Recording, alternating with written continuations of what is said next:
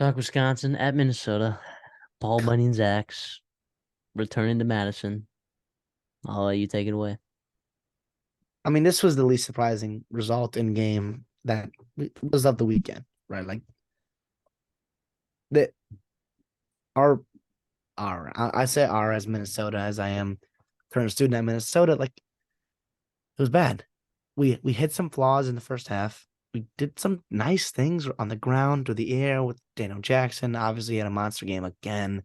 That Done. guy's a gift. Minnesota. Do you remember Rashad Bateman? Like that is Daniel Jackson. Like he won't be a first round pick, but he is that kind of guy where he's a legit wide receiver one on your team, and there's nobody else there giving him any help. And that includes the O line, that includes the coordinator. I don't think there needs to be changes made, but at the coordinator level. But I do think like offensive philosophy, like you have to consider doing something else in the new Big Ten, where again you were down to your fifth, sixth string running back because you had injuries. And when you build your team all offseason around the running game at a position that gets hurt pretty darn easily, like you have to have some kind of balance. I get it, Ethan was young. I get his mechanics are terrible. But at some point it's like figure it out. Same time, this Wisconsin team, I mean, was not very impressive at all. Like Tanner Mordecai used his legs nicely. I thought that was good. Braylon Allen ran the ball well against a beat up Minnesota team. At one point, there was like 4 true freshmen playing. And for most schools, that's for some schools in the Big Ten, fine, whatever. Like that's typical. At Minnesota, that is not the case. That is not a good sign. For Minnesota, they do not have guys that can just walk on and play Big Ten football, especially in November. But yeah, I don't know. I don't know. Wisconsin, it was Cody, good. Good Cody for you guys to get a Lindenberg, win. It who was terrible. when you saw warming up, you were like, wow, like that is a huge addition at linebacker. Huge addition because the linebacker room has just been terrible this year and injured and beat up and all the above. And he did not play very well. He played terribly. That was probably his worst game as a Gopher in the game where we needed him to play and step up. Him and Dev Williams looked awful. And when you play Wisconsin, right, especially when Braylon Allen has 26 carries and your 2 middle linebackers play their worst games of the year, you're gonna lose. You're gonna give up 6 yards of carry. That's just gonna happen. Regardless, though, like the future, there will be better times in Minnesota. I mean, there will be better teams. I don't know about better times. The teams will be better. You'll only really lose, one offensive lineman, Brevin Spanford, a slot receiver, and then Kyler Ball up the middle, who's obviously a real good player. And then Tyler Nubin's a big impact loss. We made fun of him because he had a rough November for sure. But he is a special player. He'll be a good player in the NFL.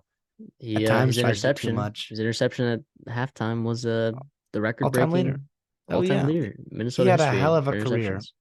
A hell of a career. And it didn't end how he wanted it to, but he had a hell of a career. We are going to miss him for sure. But yeah, I do think whether you get a new quarterback, whether it's Drake Lindsay, whether Ethan takes a step, I do think there are better days for Minnesota in general, right? Like this team battled injuries again, another year of that, and couldn't handle it this year.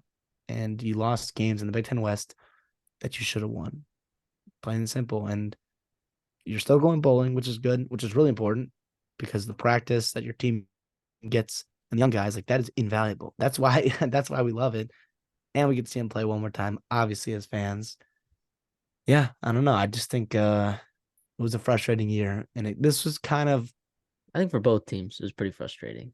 Like I think but Wisconsin fans, I think they thought Luke Fickell was plug and play. Like this offense is gonna look yeah, different. Tanner Mordecai is an upgrade at quarterback. Turns out he's not. Grass isn't always greener. And what was a 7-5 and it was a bowl. Yeah, sure they made it to a bowl game, but I think Wisconsin and Minnesota fans genuinely thought that they could win the Big Ten West this year, and they all could. rightfully so. Every year that should be the expectation, but like now it's obviously different this year.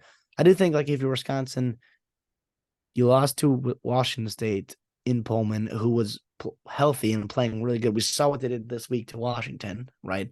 You lost to Iowa, fine. Everybody lose to Iowa in the Big Ten West. You lost to Ohio State, and you played them pretty darn tough, tougher than anybody not named Michigan did this year. I guess Notre Dame too.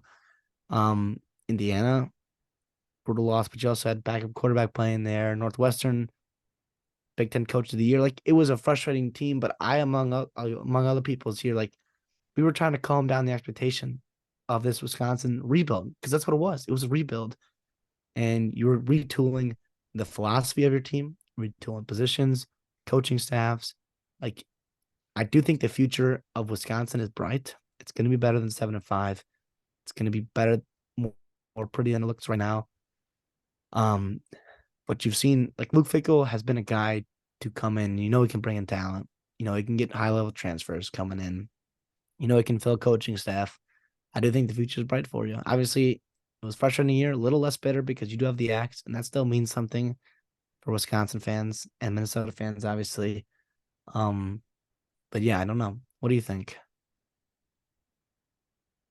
See you next year. I mean, it feels like both these teams return a lot of players.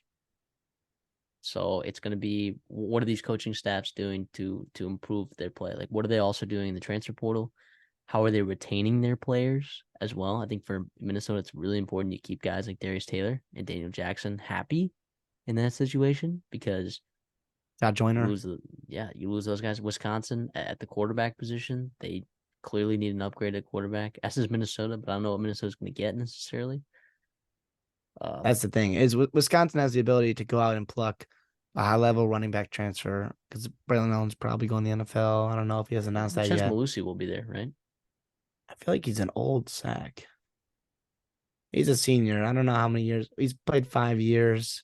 I think this was his last year of eligibility. I guess, yeah, he played more than 4 games.